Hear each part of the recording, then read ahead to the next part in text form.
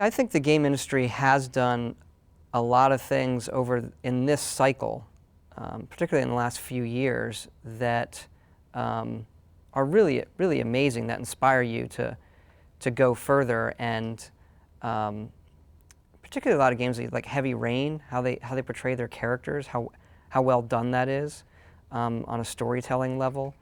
I think that's still the trickiest thing to do in games, is to get good characters on the screen, emoting. I love the Rockstar stuff, Grand Theft Auto, Red Dead Redemption. I think they handle that, making it fun to play while being grand, really, really well. Portal was a game I played that when I finished, I put down the controller and applauded over the credits while the song is going. I think it's really, really inspired. It's the kind of game where you think, wish I had done that. That is awesome. But even on the sports front, I play a lot of sports games, and I think people don't appreciate how hard it is to emulate something everybody knows really, really well. Everybody knows how football works, and there it is on the screen. I sort of joke in the office that it is one of the best role-playing games, NCAA football. It's like, I got 50 characters, all with 30 stats that are leveling up all the time, building your own team. I think as far as role-playing, and there's a number of studios that are still pushing on it, and what it means to be a role-playing game and the kind of things that you get to do in them.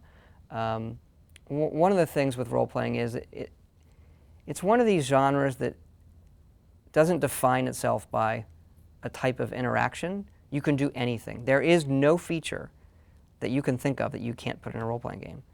You could have a racing game break out in a role-playing game. You could have a football game start in a role-play. There is nothing that you leave off the table when you start a role-playing game. So I actually think sort of the future of role-playing games, and I'm seeing it now with things, are that role-playing is creeping into all the other genres. Modern Warfare 2 multiplayer, at its base level and picking perks and getting experience points. One of the nuts of a role-playing game is building up your character and defining yourself and being rewarded for that. That's a big nut of their multiplayer. Or Red Dead Redemption and collecting items and going out and exploring and picking up quests, and that's Red Dead Redemption is a really good role-playing game, yet doesn't check off the box for I made my character. So I see it more where it's creeping into lots of stuff. I've been asked about the difference between the Western RPGs and the Eastern Japanese ones, and the Western ones getting more popular.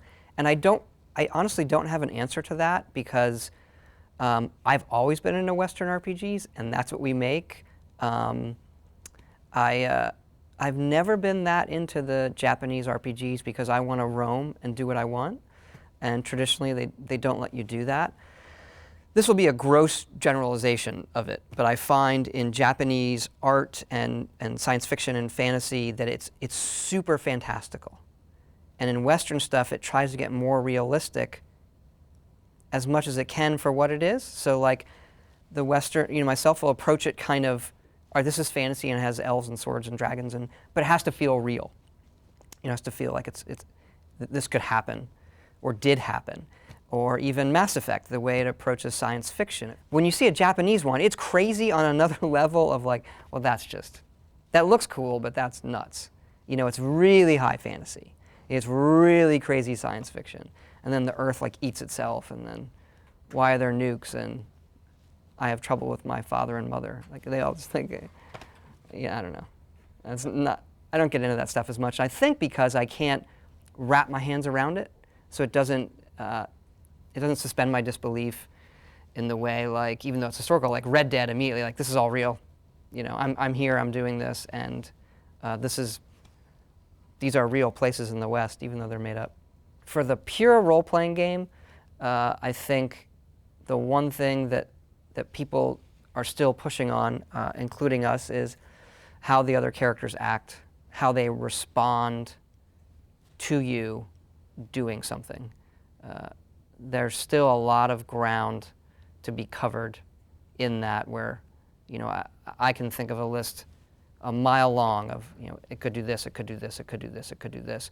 Whereas I think when it comes to the environments you're walking through, they're pretty good. They'll look better each time, but there isn't like this, environmental thing that we just can't do yet. I don't feel a need like, okay, when's the next hardware cycle? I don't think that's going to push us anywhere that is really new yet. As far as all the new tech that's out, whether it's Move, Connect, the 3D stuff, I have looked at most of it. I'm still kind of waiting. I like gadgets, so I like them on a gadget level. I'm personally not a fan of 3D. I think it kind of muddies the picture. I don't like to wear the glasses. I mean movies, Avatar, anything. I'm not just, game or X system. I just am not, it doesn't do a lot for me. I have played a bunch with the Kinect. As a gadget piece of technology, I think it's awesome. We do have a dev system here, and when you look into the data it's collecting and what it's doing, it is really, really amazing. And I think you're seeing that with some of the hacks a lot of people have done. I think the games, I appreciate what they've done so far. Those are the games I think you need to do at launch to show plugging the holes in the water in the Adventures game, a game you cannot do on the Wii. I think they definitely went out and said, we need experiences that you cannot do with anything else. But I think it suffers from, Joyride is not a good way to play a racing game for me. My kids love it, but it's not as good as having a controller. So I think eventually they'll come into some software that really does the hardware justice. 'Cause right now I don't think they have one that. There's going to be some breakthrough stuff coming. I'm sure of it. We have looked into using the other platforms, doing an iPhone thing, using social media for our games. I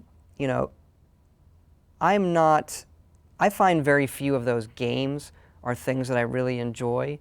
I like game experiences on my iPhone that would not be better anywhere else. So I don't like to play racing games on my iPhone because I have Forza. That's not going to be better than that ever. So I don't know that I don't think we would ever do a game experience like Skyrim on one of those devices, because to me it would never be as good as the main one. That being said, we are looking at ways to there are ways to extend it and do things on those devices that would be no better anywhere else than that. That's sort of how I look at it. So nothing to sort of declare we're doing this right now, but there are things that we're thinking about.